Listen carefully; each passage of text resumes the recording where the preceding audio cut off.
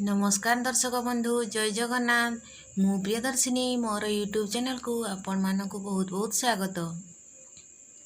जगन्नाथ को आशीर्वाद रु समस्ते भलरे रुहंतु एवं मु मध्य बहुत भलरे अछि।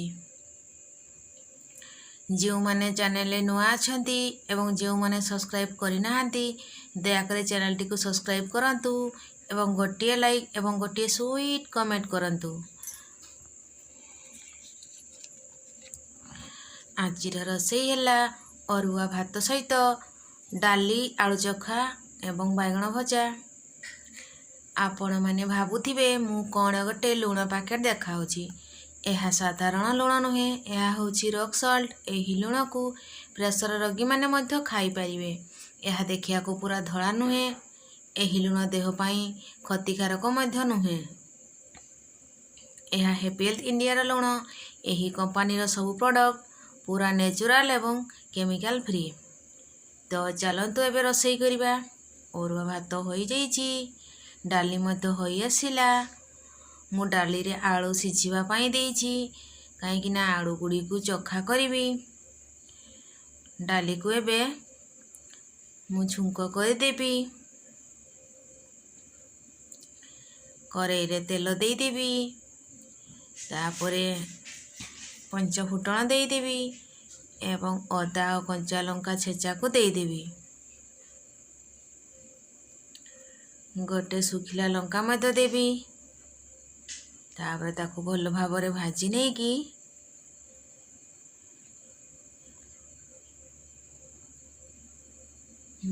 सिझेकी रखिथिबा डाली को देई देबी।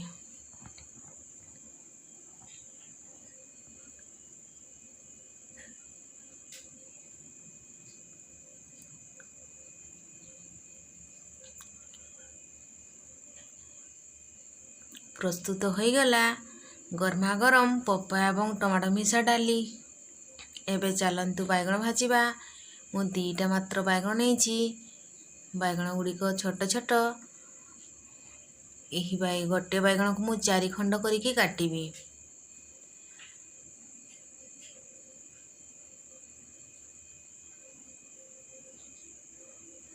दुईटी जाक बैगण कटा हो गला। एबे से गुड़ी को मु धोई देबी। तापरे से गुड़ी को पानी रु काढ़ी नेबी।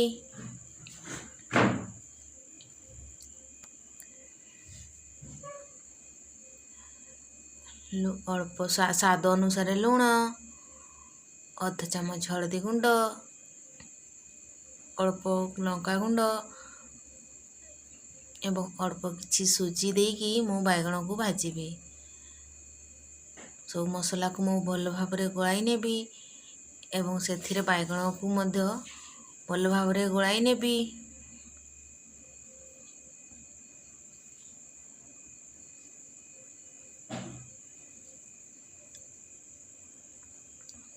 सबुतक बैगण मु गलाई देइछि। तापरे फ्राइंग पैन रे तेल गरम करि नेबी। पुणी थरे मु आउ एक प्लेट रे अल्प सुजी नेइछि।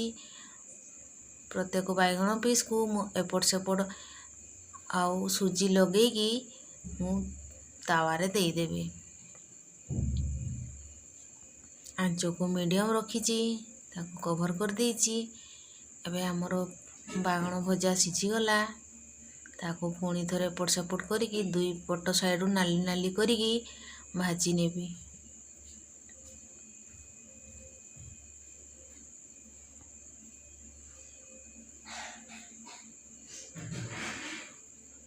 प्रस्तुत हो गला बैगण भजा।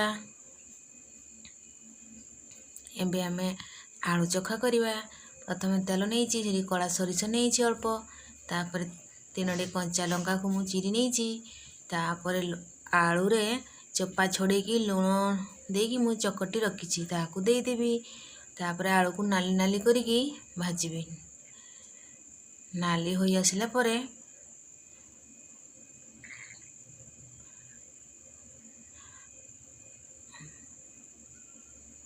आलू चोखा पूरा रेडी। ताको गोटे प्लेट को काढ़ी नेबी।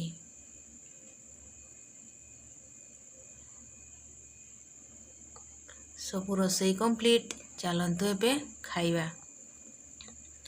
ପ୍ରଥମେ ଅରୁଆ ଭାତ,